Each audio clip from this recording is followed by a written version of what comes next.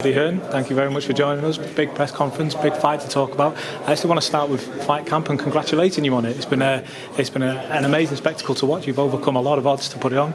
Congratulations, it's been a hell of a show.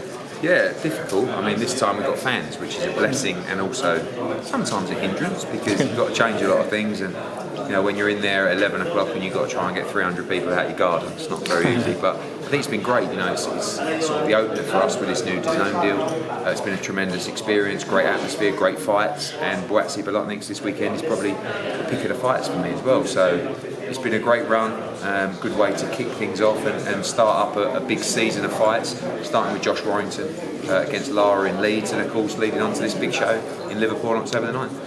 I just want to speak very quickly about the fight camp that's just been last week to lead into this one. The heavyweights they were the main talking points, if you like, or at least some of the main talking points. You spoke about the heavyweight scene for Solomon Dakers. I want to speak about the likes of Fabio Wardley overcoming Nick Webb and Johnny Fisher. The scene's rising. Is Solomon a part of that? And if so, is that playing on this card? For sure. I mean, look, with his experience, he should be up there quite quickly. You look at the Sokolowski fight, and that's a really good example of someone who wants to move quickly. You saw Sokolowski beat David Adeleye. I know he got the decision, but we know what happened in that fight. And if you're not good enough, or you're off your game, you get beat by Sokolowski. So I like the speed that he's going. You know, Johnny Fisher, Fabio Wardley, Alan Babbage, of course. You know, great to see those guys. And you're right, people do want to watch that. I mean, Fight Camp Week 1 was technically, you know, the boxing was different. But Fight Camp Week 2, no one stopped talking about it. Yeah. And they love to see heavyweights go in there, have a tear up, have a war.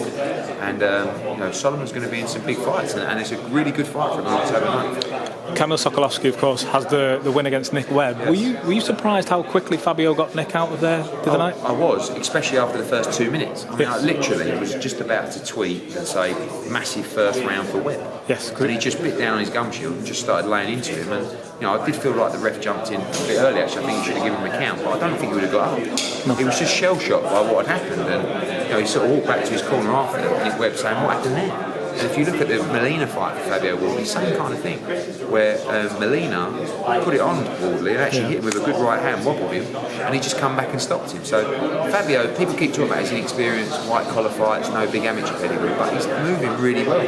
12-0, 11 knockouts, and he's a big prospect. I think that maybe the lack of complaint as well from Nick Webb probably made you think it was the right decision. Yeah, I agree. He didn't complain, and that's why I don't think he would have got up. Yeah. But for me, the ref, it was the reaction of the ref. You know, sometimes, say an inexperienced ref, he hasn't been around as long as the others. Yeah. But when you jump in like that, you know, and it's like, whoa, just take your time. And just, you know, he's up against the ropes, step in and give him a count. Yeah. And if you don't get up, or have a look at him when he gets up. But it's very difficult in the heat of the moment to do the right thing. Final one on Fight Camp. You mentioned Conor Benn maybe coming back. Is Josh Warrington fight a little bit too soon for him on that card? I think he'll be good for that. I mean, he's training now. He feels good. He's back sparring. It's just under 4 weeks. There's no reason why he can't be on that card, and it would be a massive addition to what is already a tremendous card. So we look to announce this week. Fair play. Let's have a look at this fight behind you, because Liverpool turned out today. Yes. I mean, first time I was speaking to Coogan before, I think since Usyk Chisora. There was people at the press conference. Fight like this in Liverpool, it's always going to bring people out. I thought it was quite exciting. What did you make of the pullback when Anthony Fowler's put his hand out to shake and Liam's not gone for it? I think it's like the mentality, the psychology in this fight. I think you've got Liam Smith who wants to stamp his authority. Right? He wants to say to Fowler, "You're not in my league, mate." And then you've got Shane McGuigan, I think, who's saying to Anthony Fowler, just like when you fought Fitzgerald, he lost his head. You know, he got people screaming and shouting, and that experience will help him in this fight. Liam Smith genuinely believes there's no chance he can lose this fight. Yeah. But he did allude to the first 5 or 6 rounds will be dangerous, and Fowler can punch. You know, he's improving all the time.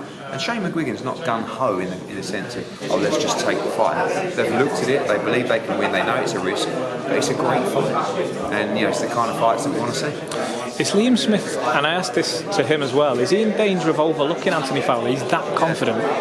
Is he in danger there? I think so. I mean, I think that there's nothing, you know, normally a fight will say, look, I know this is a dangerous fight, but I just believe. It's like, no, mate, it's impossible.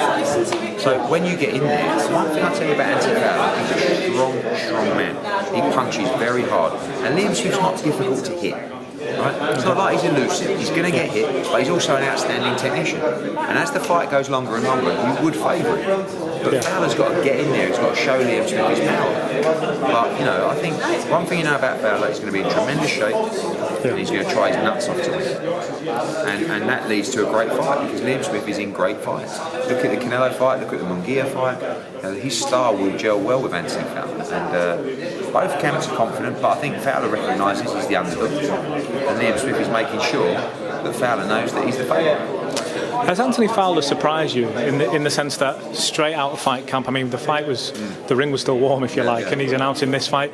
In addition to that, he's become a dad, which is going to take up all kinds of time. Has it surprised you that he's just gone one straight into the other with that going on? We planned it for a while, and that was the hardest thing about fight camp, which was we knew that as long as he won, as long as he come out with no cuts or no damaged hands, this fight was on. Okay. Right? And we also knew he'd just had a son, 5 days before. Yeah. So I was watching that fight thinking, oh please. And that Rico Muller was tough. He was. So he got through, and I was like, first thing I did went up to him and said, hands all right? Yeah, fine. Good. Now we can move forward into that fight. This is what he wants. He's 30 years old. It's time to roll the dice. Yeah. And if you're going to roll the dice, at least do it in a fight where if you win, you will completely change it. I mean, he wins this fight, he'll headline that place for the rest of his career. You know? So everything's a game. I just want to ask you quickly about the move to DAZN, the game changed, everything else. How have you found that? Brilliant. Any challenges? What's been good about it? Loads of challenges because now we do our own production. Yeah. You know, it's always the comparison between Sky. The first 2 weeks viewing figures were higher than our last show on Sky, which is encouraging, and you always look at the comparison between the two. We get to do the production and shape it in the way we want to. It's not about control, it's about creativity. And that's been a breath of fresh air. You know, even the people that were dying to criticise the production, you know, it's never perfect. Turn around and went, to be fair, it was good. It's fresh. Show me other production and presentation teams and tell me how you can compare ours to theirs. It's completely different. Fight camp is just a way to welcome into this deal, to get things going. You know, you go back to Warrington, Lara, Katie Taylor against Hearn, Conor Benn against Granados, Hughes against Stratford. That's at one show, right, in Leeds. Then you come here, you've got Smith against Fowler, Williamson against Cheeseman, Metcalf against Conway, Shannon Courtney against Jamie Mitchell, Peter McGrath, Solomon Dakers, Luke Willis against Ryland Charlton. You don't see cards like this, so people are going to love it, and you know, people are going to soon realise the value that's being delivered. So great start, long way to go, but really pleased with the feedback. There's a